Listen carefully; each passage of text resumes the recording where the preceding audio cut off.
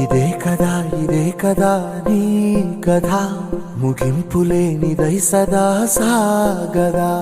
ఇదే కదా నీ కథ, ముగింపులేనిదై సదా సాగదా.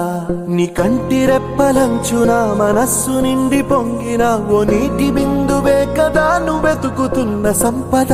ఒక్కొక్క జ్ఞాపకానికి 100 ఏళ్ల ఆయువుందిగా, ఇంకెన్ని ముందు వేచ